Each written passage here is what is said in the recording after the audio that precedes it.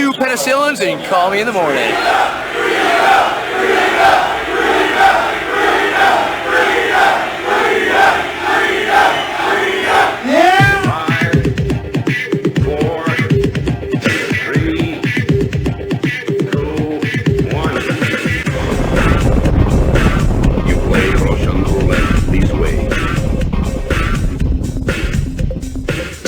Places you don't talk about at parties. You want me on that wall. You need me on that wall. Keep this frequency clear. And now it's conspiracy. See, they've made that something that should not be even entertained for a minute. That powerful people might get together and have a plan. Doesn't happen. You're a kook. You're a conspiracy buff. You're watching The Truth is Viral, the only news program on the internet trusted to deliver the truth since 2008. And now, here's your host, Mr. Bobby Powell. Well, welcome back to The Truth is Viral Live, folks. My name is Bob Powell, and I have had one hell of a day. Yesterday, I was preparing for the new Truth is Viral Live, which you have seen. I've been working on the studio. I know it looks kind of the same, but trust me, the flow is much better. Well, anyway, I did my test broadcast. Everything worked out just fine. Everybody could hear me. My audio sources and video sources were coming up. My Skype was working just great. And I woke up this morning to prepare for tonight's show, and guess what? Apparently, sometime during the night, my XSplit updated my broadcasting software, and my mixer was no longer talking to my computer. So I woke up at 7 when my kids went to school, and by 8 o'clock I was hard at it, and I pulled out every last bit of hair on my head trying to figure out why it wasn't working. Well, I finally figured it out by happenstance. I had tried every combination, every button to push, every routing of the signal through wherever it needed to go, and by golly, nothing worked. I figured, one last thing out of desperation. What if I switched the USB ports? What would happen? And wouldn't you know? That was the key. That was the key. So folks, there's a little life lesson in here for us all. Don't ever give up. When you're right down to your last bit of nitty gritty, and you don't know what's going to happen next, it looks like you're doomed. You're not. You never know what's going to happen in that very next second. It's going to turn your life around and make things go your way once again. Okay, so tonight we're going to be talking about Blaine Cooper and his testimony in Oregon at the Bundy trial. Blaine testified yesterday that Ammon Bundy called for a secret meeting before the assault, well, I'm not going to call it an assault, occupation of the Malheur National Wildlife Refuge. But it wasn't so secret, Ammon says. But other than that, he says, well, Blaine was telling the truth. And we're also going to talk about this disgusting display. A veteran left to writhe on the floor of a VA hospital in Durham, North Carolina. It's just disgusting, folks, let me tell you. And then we're going to talk about World War III, because I believe it's coming. I believe that Donald Trump is preparing our armed forces for a conflict in Syria, because I've got a friend in Israel who also says that he saw fighter jets in the sky over his home, just as I did yesterday. I want you to look at this very carefully, folks. There's no mistaking this. These are fighter jets conducting maneuvers, and there were 4 of them. 2 of them turned east rather quickly, so I decided to focus on these 2 that were turning west. And you can tell exactly what it is. And that's not the only thing of note up here in Alpena, Michigan. At the Alpena Combat Readiness Training Center, we have SA-6, a SAM missile battery. And it's a Russian missile battery, an anti-aircraft missile that is pretty standard. in Syria, something that something the United States and Israeli forces would be coming up against should they actually start hostilities there. So I want to start this off with a little short video, because every day that I wake up, I realize how lucky I am. I've got enough food in my belly. My kids have a house to live in. They've got clothes to wear to go to school. And not everybody can say that. You know, there are some people that are literally running for their lives, and others are being held as political prisoners by the United States government. And the Bundy crew, and my friend Peter T. Santilli is one of those.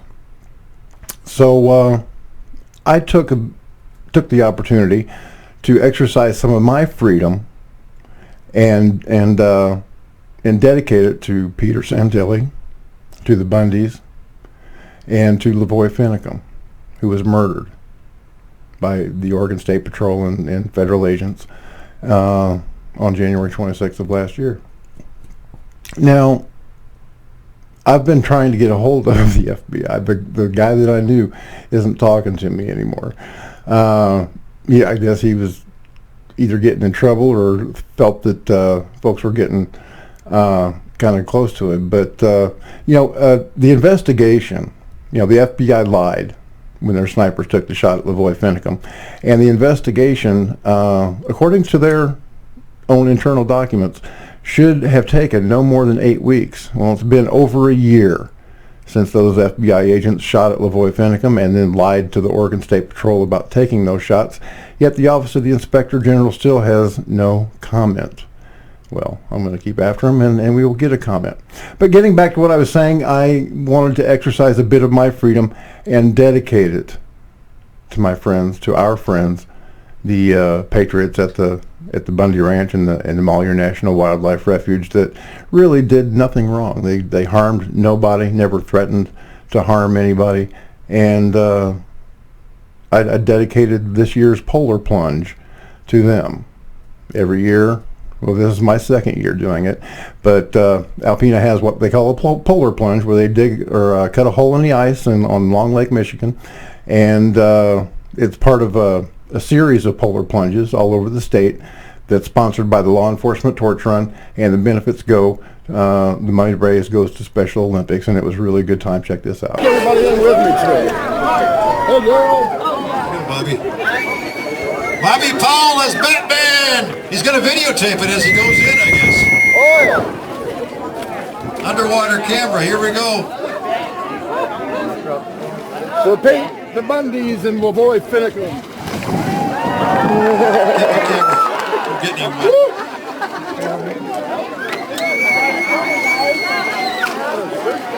Mary Miller is a surprise on here. I'm not sure what the surprise is, but I guess we're going to find out. Don't forget me. Yeah, so we had a lot of fun. We raised about $7,000 for Special Olympics and had a really good time doing it. And I wanted to take that little bit of freedom and dedicate it to my friends who are sitting in jail and have been deprived of their freedom. I think they'd like that.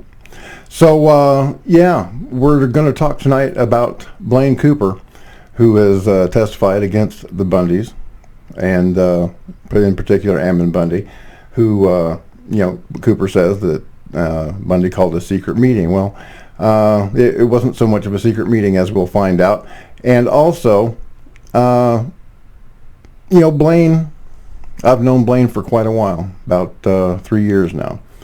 And I had to put some distance between myself and him when he pulled his Debbie Stabenow arrest stunt, because, I begged him over and over on Facebook, don't do it. The Michigan militia has told you, stay out of Michigan.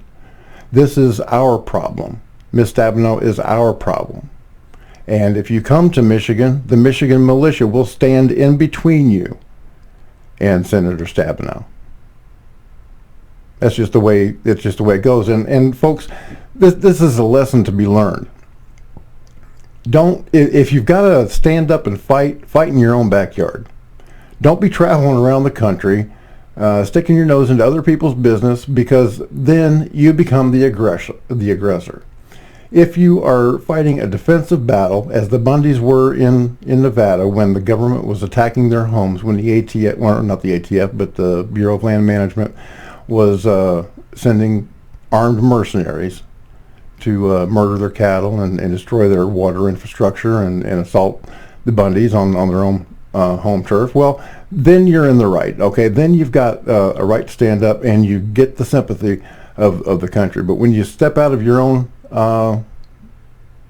comfort zone, if you will, and go to other places, especially when you're not invited, and a lot of people there didn't even want the Bundys in Oregon to begin with. Well, that's when you kind of run into trouble.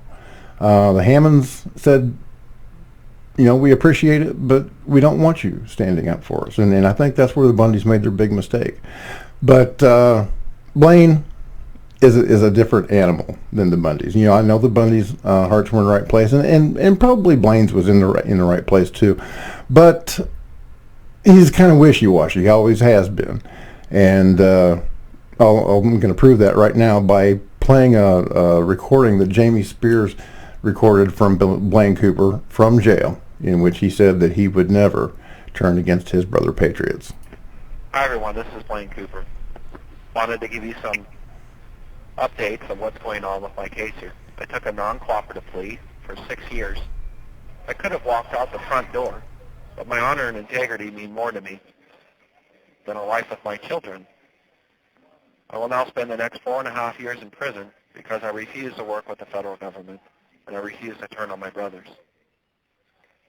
Buddha, a.k.a. Brian Cavalier, was going to testify against me with 2 other people on an alleged selling and possession firearm at the Bundy Ranch, which carries 10 years in the District of Nevada and 5 years per every round that's in the firearm. I was stuck in a rock and a hard place, and this was the only logical solution without having to throw any of my brothers under the bus. Freedom isn't free. That's a small price to pay for standing for the Constitution and defending and protecting the Bundys. That's never an easy choice to make.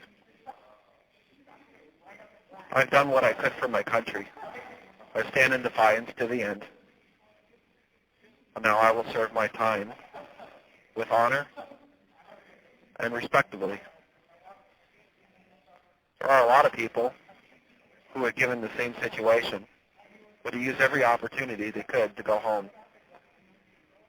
As in my case, I could have walked right out the front door, and I chose to sit here for 6 years instead. Well, he didn't actually choose to sit there for 6 years because eventually Blaine Cooper caved and proffered a deal to the United States government. And I told you this when Jamie Spears appeared on The Truth is Viral 3 to 4 months ago. And with me now is Jamie Spears, and she heard this news right from Blaine Cooper's mouth. He called her earlier tonight and told her what, Jamie?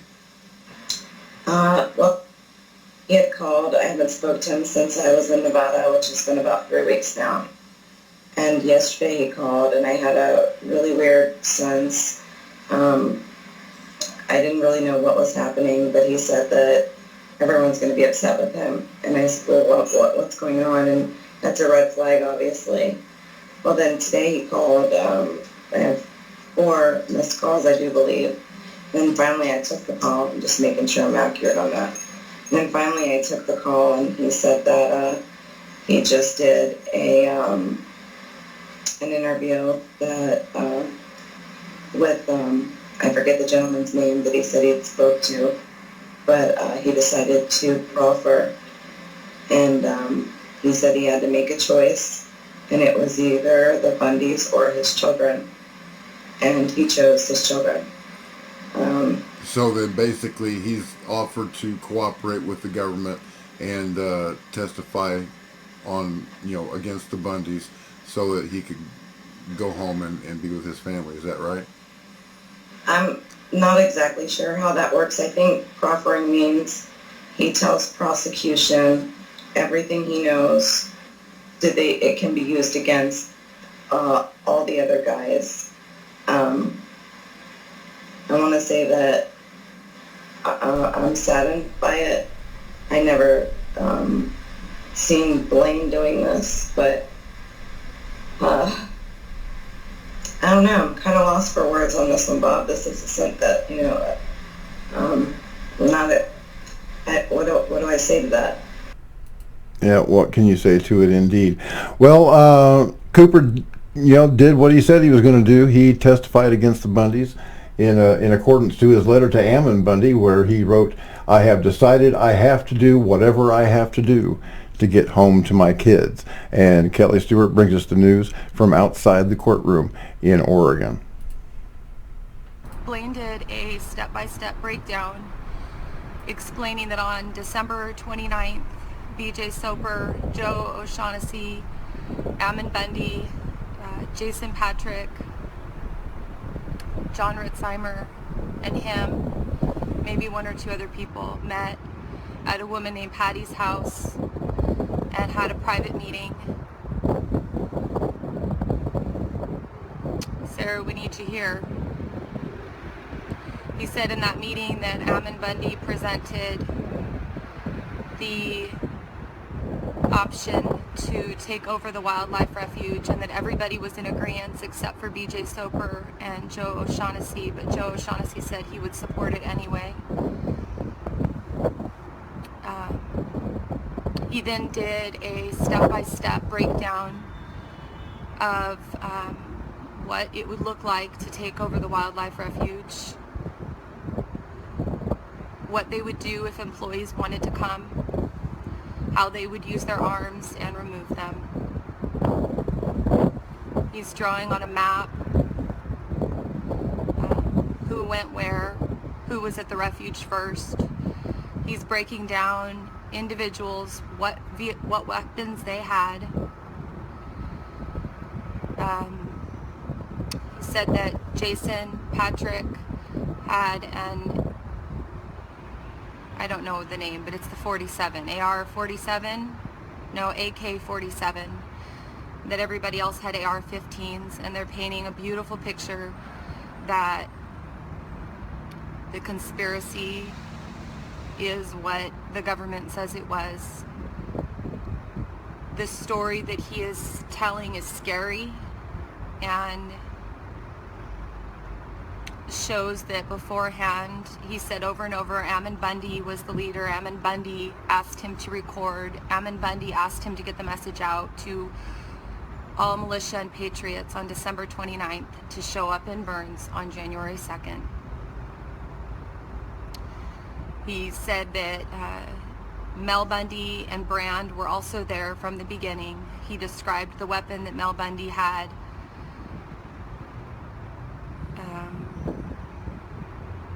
He's drawing a lot of attention to Jason Patrick. That Jason Patrick was present at the meeting where they all agreed on December 29th that they would go and occupy the wildlife refuge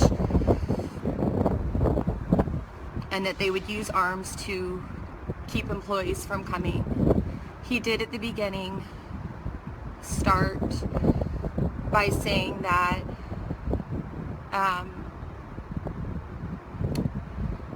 that he did this for his country and for the Hammonds, but that he wants to get home to his children, and that his children cry to him every day. And my heart breaks for him, for the position he's been put in, because these men have been held in jail now for over a year, and they just want to go home. Yeah, that's the truth. They have been held in jail over the year, including my friend and fellow broadcaster Peter T. Santilli, who did nothing wrong. He simply broadcasted events live as they happened. He did not spend one night on that refuge, and the charges were dropped against him the day before he was scheduled to go on trial in Oregon, and then he was sent to Nevada to face similar charges for the Bundy Ranch standoff of 2014.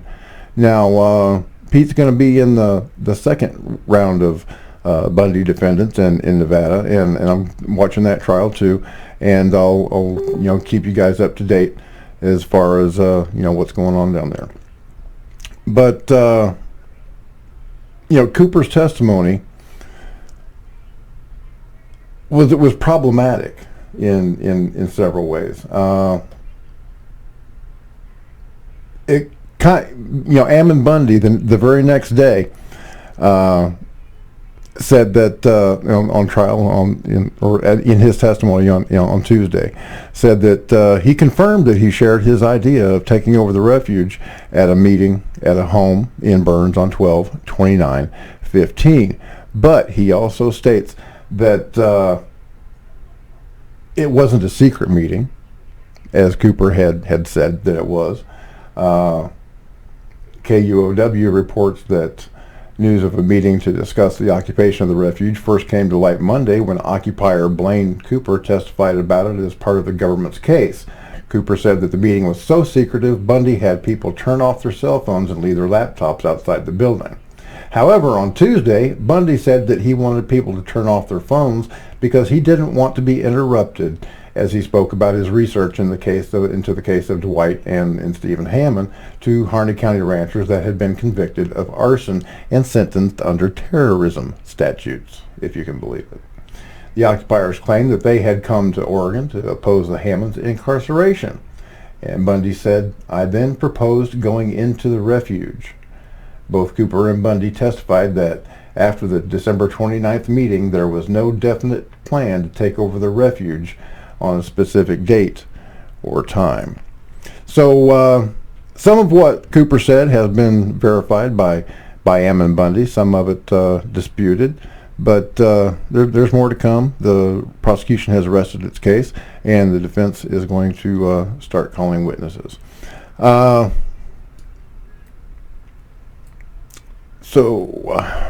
Okay, we're done with the first part of this show, and I've got more to come. Don't forget, we're going to talk about the veterans that have been left to lay on the floor, dying in pain at a North Carolina veterans hospital, and I'm going to show you some fighter jets that have been appearing over the skies of Alpena, Michigan, and in Israel, where I believe that they're starting to do a little bit of training to take on ISIS in the very near future. So why don't you guys stand by right there, and I'll be right back. I'm Pete Santilli, and you're watching The Truth is Viral. Do not click away. We'll be back with more in just a moment.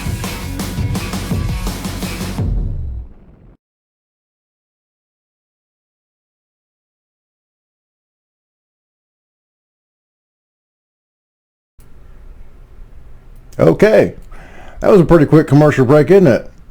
Well, the way YouTube works, I've got to insert the commercials after the show. So if you're watching it live, well, hey, you don't have to listen to any commercials, at least not right now. So we're going to talk now about this veteran that had been left to lie on the floor of a VA hospital in Durham, North Carolina. This is just the most disgusting thing, folks, that I have ever seen. And it wasn't just the one veteran, it was two of them at the same time, and this Marine veteran and his wife took these pictures that ended up going viral on Facebook, and I'm going to tell you a little bit of the story right now. It was Marine veteran Stephen McMenamin and his wife Hannah, who had moved to Raleigh from their home in Milwaukee a few months ago, and have already amassed an armload of personal stories about long wait times at the Durham VA hospital. And they were both there to get an appointment in the first place. And as they were in the waiting room of the hospital, they saw something that was very disturbing that moved them to take these pictures and to post them on Facebook.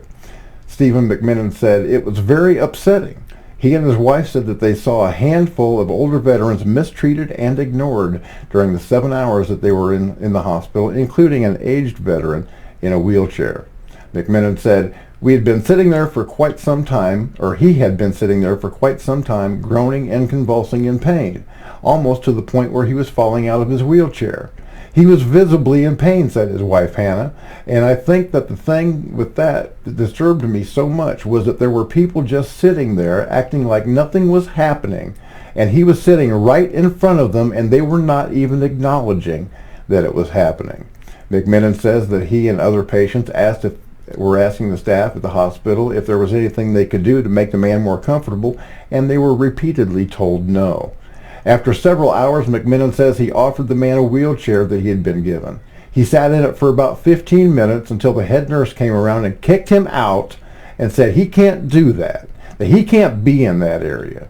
She was very rough with him, he said, and she was just completely insensitive. Well, McMillan and his wife saw another veteran, caught their attention, who was an older man who looked deathly ill. He came in, but he was also made to wait. After multiple times trying to get comfortable and being told he could not, McMillan says he just lay on the emergency room floor.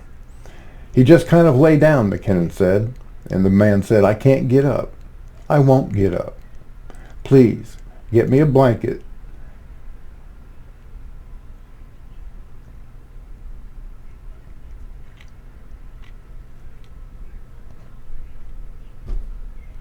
I'm sorry. This is just disgusting. I can't believe that our veterans are treated this way. McMillan says that security guards helped the man up after about 5 minutes and that he was taken out of the waiting room.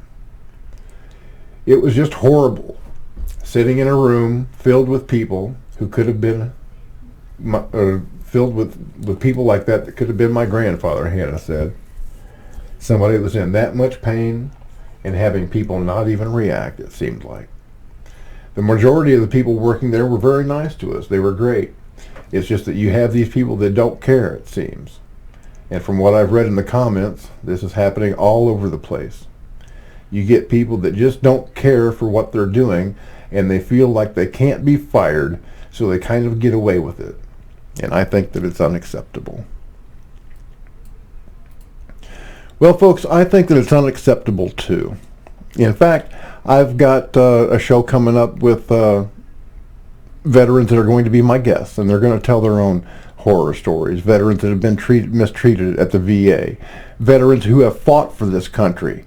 Immigrants, Puerto Ricans, and people from other nations who have fought for this country as part of the United States Armed Forces, and illegal immigrants from Mexico and Central America are being given preference over them. There's one man in particular that has been fighting for almost 20 years to be able to come back to the United States. He proudly wore the uniform of a United States soldier and served this country with honor and distinction, and he can't even step foot into the United States. It's just a mess, and we're going to have him on to talk about it. And got the story of another a veteran that lives here in Michigan, a fellow Marine brother that has been having a lot of trouble with surgery that he's needed for a foot injury. He was in a car accident and lost a good part of his foot and sustained other serious injuries, and he's been mistreated at the VA as well. So, here's my solution. This is what I would like to see happen. I think the VA should be disbanded.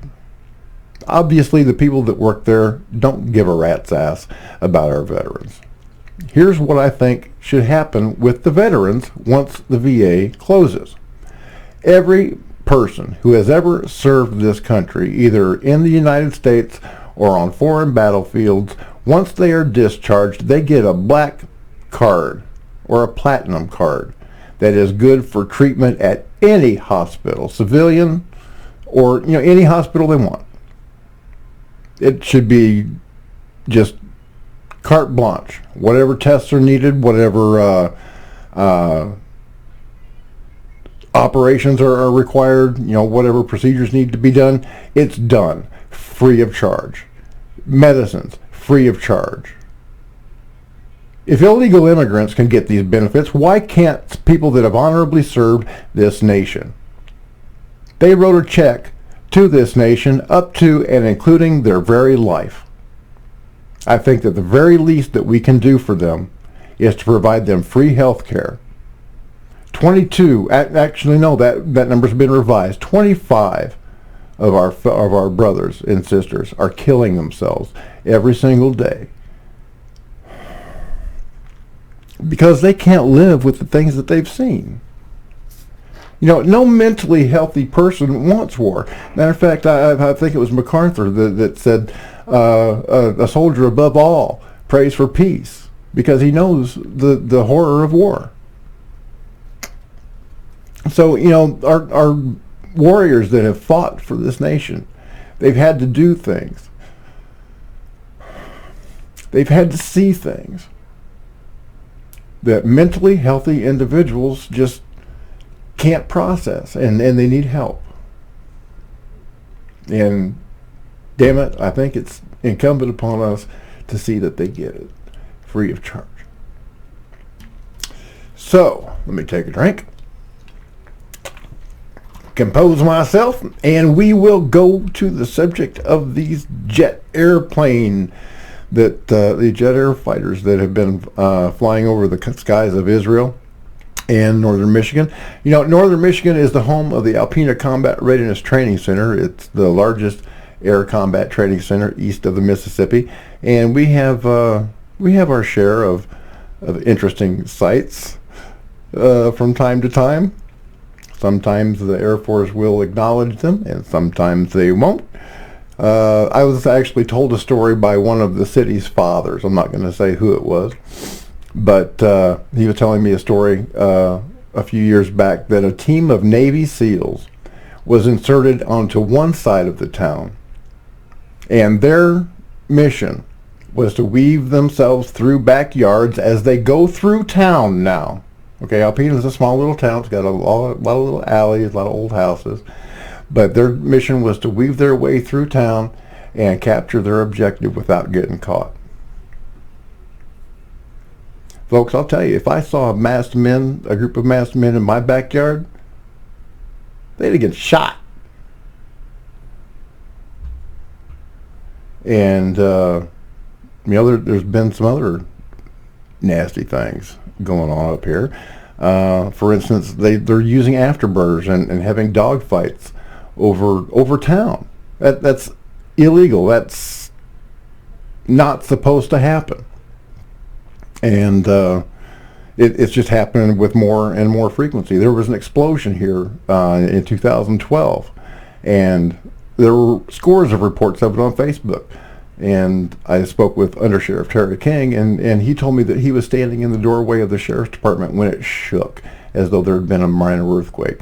I knew that there had been an explosion. It felt like a 155 shell going off just right down the block. It was just a thud, because you know, I was standing in my bathroom, and it almost lifted me off of my feet.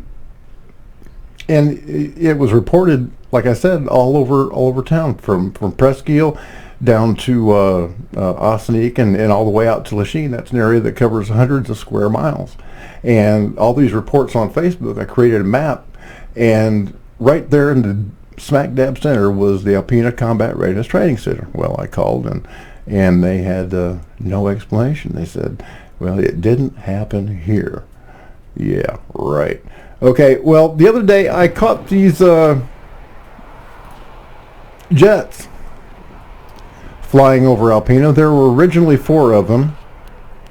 They were the 2 on the left side of the screen decided to bank to the east and fly out over Lake Huron, and these 2 that you're looking at right now banked to the west and flew towards the middle of the state.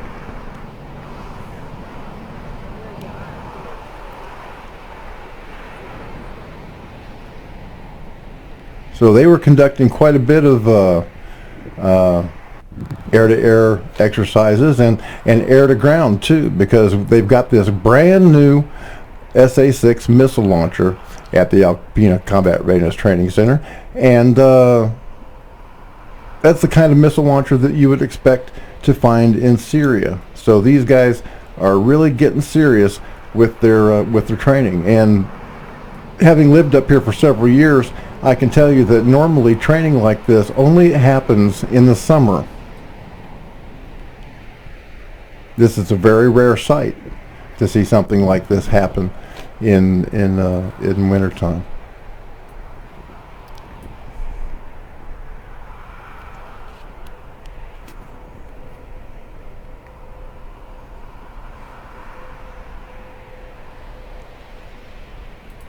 I went out to the Alpena Combat Readiness Training Center to get some close-up footage of this missile launcher, and I noticed that there are new signs on the fence outside of the base. It's actually a dual-use airport. It's a civilian airport.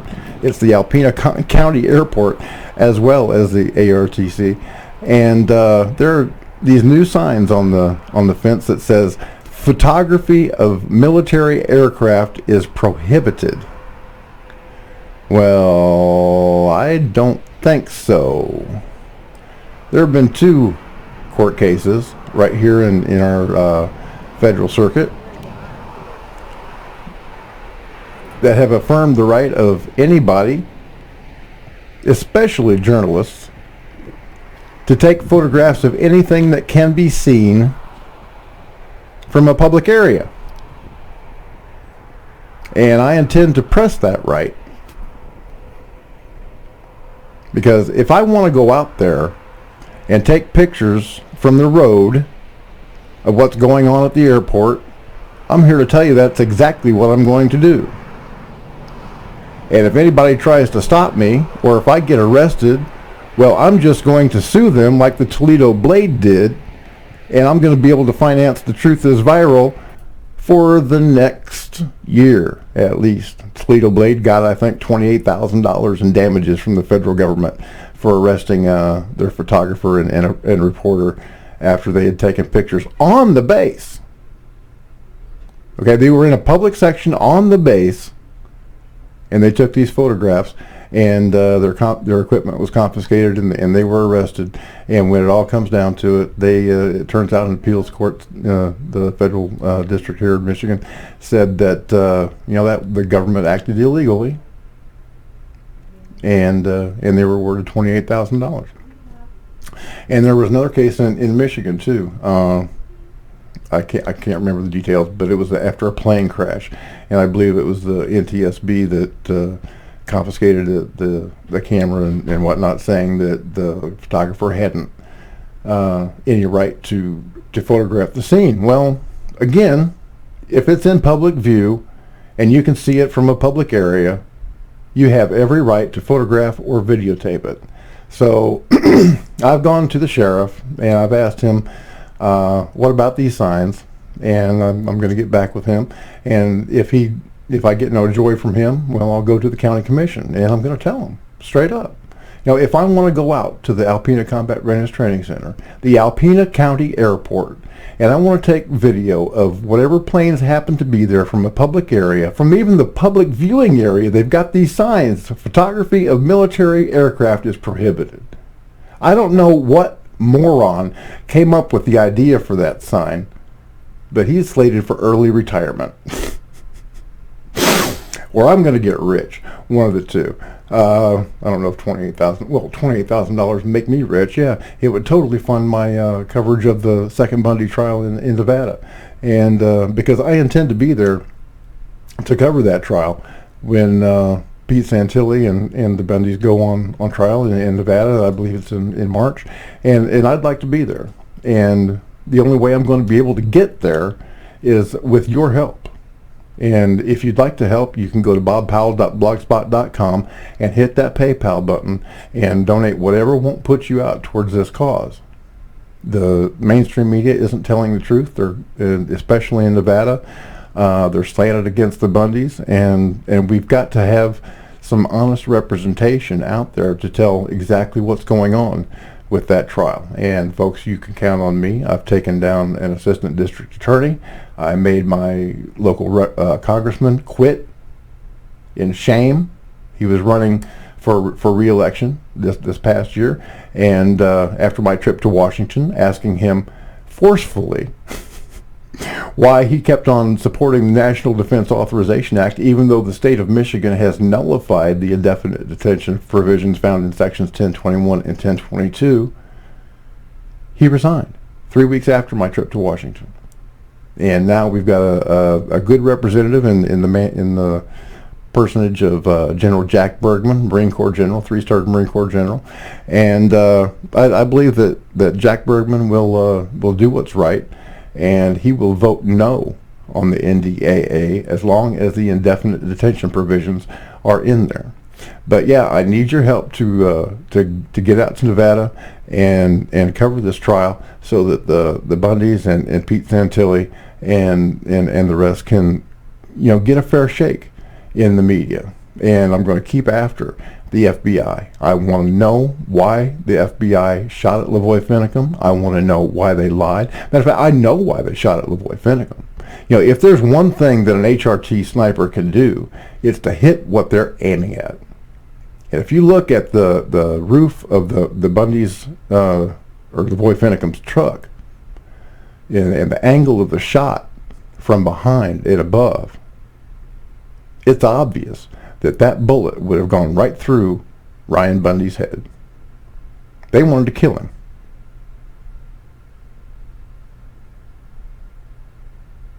And they failed because Ryan Bundy was down on the floorboard.